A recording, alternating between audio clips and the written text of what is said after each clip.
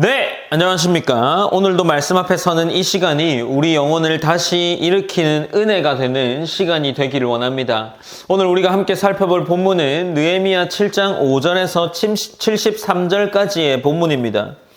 느헤미야는 어제 말했던 것처럼 하나님이 일을 이루어가는 방식이 무엇인지를 함께 보여주고 있습니다. 믿음의 사람들은 성벽만 세우는 것이 아니라 이후에 느헤미야가 믿음의 공동체와 정체성을 회복해야 한다는 것을 보여주고 있습니다. 그래서 이제 오늘 본문도 동일하게 이 공동체를 어떻게 세워나가는지를 느헤미야가 보여주고 있습니다. 오늘 본문 7장 5절에서는 이렇게 시작하고 있는데, 내 하나님이 내 마음을 감동하사 귀족들과 민장들과 백성을 모아 그 계보대로 등록하게 하심으로 내가 처음으로 돌아온 자의 계보를 얻었는데 라고 기록을 하고 있는 거죠. 하나님께서 이 느헤미야를 감동하게 하셨고, 즉 느헤미야는 어떤 행정적인 필요에 의해서 명부를 찾는 것이 아니라 이 공동체를 하나님 앞에 어떻게 다시금 회복시키고 정체성을 세울 것인지에 대한 이 목적이란 그 목적을 가지고 하나님의 인도하심을 따라 이 일을 진행하고 있는 겁니다. 그러니 이스라엘의 회복은 지금 성벽이 재건된 것 이후에도 백성 본질의 회복, 백성의 목적의 회복인 것을 다시 보여주고 있는 거죠.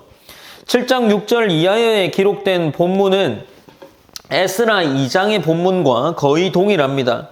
단순한 인구 조사라기보다 누가 하나님의 백성이고 누가 성전과 공동체 회복에 참여할 권한을 가지는가, 이런 것들을 분명하게 하기 위한 신앙적인 기록을 하고 있는 거죠. 고대 이스라엘에서 족보는 곧 언약의 정체성과 관련된 것이기 때문에 이 명단은 공동체가 하나님의 언약 백성으로 다시 설 자리를 마련하는 기초가 되는 겁니다. 언약이 끊어졌던 바벨론 포로기를 지나온 그들에게 이 기록은 하나님 앞에 다시 이름이 불린다는 복된 선언이 되는 그런 족보가 되는 거죠. 특히 제사장 계보와 관련해서 이런 중요한 문구가 있는데, 자기 족보를 증명하지 못하는 자, 그 자는 하나님의 이 업무, 제사장의 직무에서 제외된다라고 말하고 있습니다. 이것이 7장 63절에서 65절에 기록되어 있는데 제가 한번 살펴보겠습니다. 63절입니다. 제사장 중에는 호비야 자손과 학고스 자손과 바르실레 자손이니, 바르실레는 길르앗 사람 바르실레의 딸 중에 하나로 아내를 삼고 바르실레의 이름으로 불린 자라. 이 사람들은 계보 중에서 자기 이름을 찾아도 찾지 못하였으므로 그들을 부정하게 여겨 제사장의 직분을 행하지 못하게 하고 라고 기록을 하고 있는 겁니다. 그러니 지금 자기 족보를 제대로 증명하지 못하는 사람들은 이 성전의 회복, 제사장 직무에 나갈 수 없게 되는 겁니다. 이것은 하나님과 백성의 연결하는 자리이기 때문에 특별히 그 족보의 정당함이 증명되어야 했습니다. 우림과 둠밈으로 진위를 확인할 때까지 기다리게 했다라는 것은 이 하나님이 이 하나님께서 세워가시는 예배가 인간의 감정이나 필요에 따라 좌우되지 않고 우림과 둠밈이라는 이 하나님의 정하신 질서 아래서만 이루어진다라는 것을 강조하기 위함입니다. 하나님 앞에서는 하나님 앞에서 하나님을 섬기는 이 일은 절대적으로 거룩함이 필요했기 때문이죠.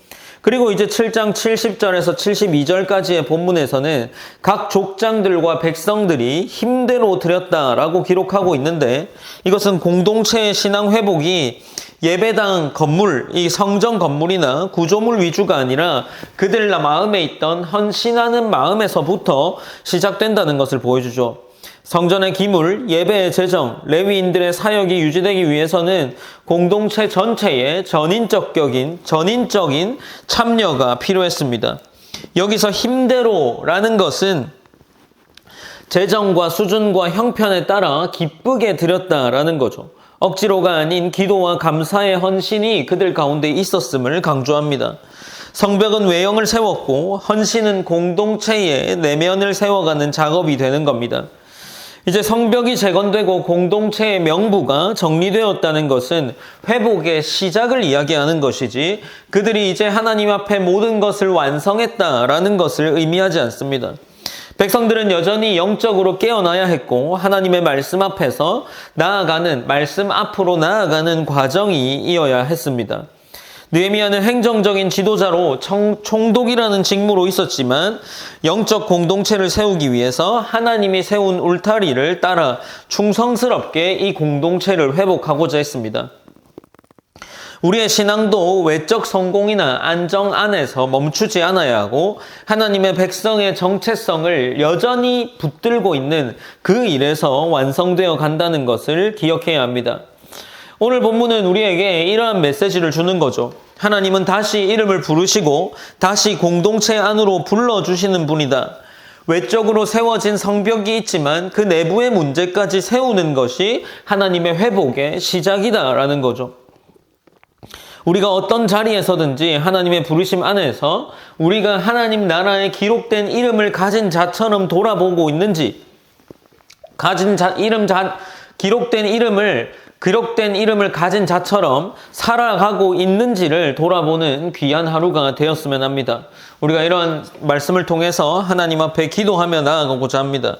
첫 번째로는 나 자신, 우리 교회 공동체가 하나님 앞에서의 정체성을 회복하고 말씀 위에 다시 서는 믿음을 갖도록 기도하길 원합니다. 그리고 두 번째로 우리의 겉보기에 좋아 보이는 이 모습에 멈추지 않고 만족하지 않고 예배와 공동체 안에서 하나님이 기뻐하시는 삶을 살 수 있기를 힘써 이루어 가기를 우리가 그렇게 기도하며 나아가길 원합니다.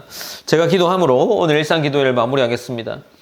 사랑의 하나님 감사합니다. 하나님께서 이 느헤미야가 포로 귀환에서 돌아와서 족보를 다시 한번 정리하는 모습을 보여줍니다. 이것이 하나님의 백성들에 대한 정체성의 회복이고 그들로 하여금 여전히 하나님 안에 머물러 있음을 보여주는 기록입니다. 하나님, 우리 또한 하나님 앞에 여전히 머물러 있는 하나님의 백성이라면 우리가 그 이름에 걸맞게 살아가고 있는지를 돌아보는 그러한 시간이 되게 하시고 오늘 하루 가운데에는 우리의 삶이 하나님 나라에 길어갈 그 이름이 있는 자, 그런 자로 하루를 보낼 수 있도록 때로는 승리하게 하시고 때로는 넘어지지 않게 하시고 때로는 인내하게 하셔서 우리의 모든 삶의 자리에서 하나님의 이름이 드러나는 그런 하나님 자녀의 삶의 모습을 보여줄 수 있는 귀한 하나님 자녀 될 수 있도록 인도하여 주시옵소서.